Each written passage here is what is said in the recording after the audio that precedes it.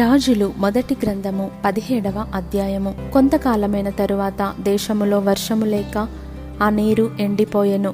అంతటా యెహోవా వాక్కు అతనికి ప్రత్యక్షమై ఇలాగు సెలవిచ్చెను, నీవు సీదోను పట్టణ సంబంధమైన సారెపతు అను ఊరికి పోయి అచ్చట ఉండుము. నిన్ను పోషించుటకు అచ్చటనున్న ఒక విధవరాలికి నేను సెలవిచ్చి తిని.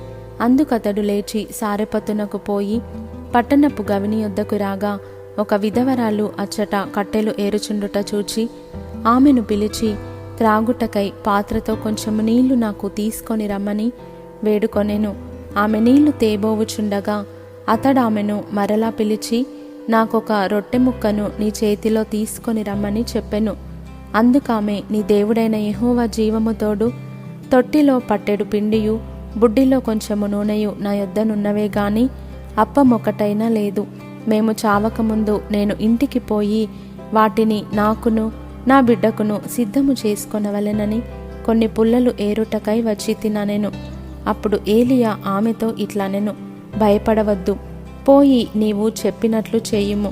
అయితే అందులో నాకొక చిన్న అప్పము మొదట చేసి నా యొద్దకు తీసుకొని రమ్ము. తరువాత నీకును నీ బిడ్డకును అప్పములు చేసుకొనుము. భూమి మీద యెహోవా వర్షము కురిపించు వరకు ఆ తొట్టిలో ఉన్న పిండి తక్కువ కాదు, బుడ్డిలో నూనె అయిపోదని ఇశ్రాయేలీయుల దేవుడైన యెహోవా సెలవిచ్చియున్నాడు అనెను.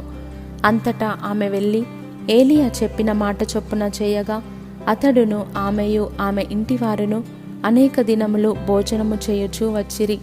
యెహోవా ఏలియా ద్వారా సెలవిచ్చిన ప్రకారము తొట్టిలో ఉన్న పిండి తక్కువ కాలేదు, బుడ్డిలో ఉన్న నూనె అయిపోలేదు.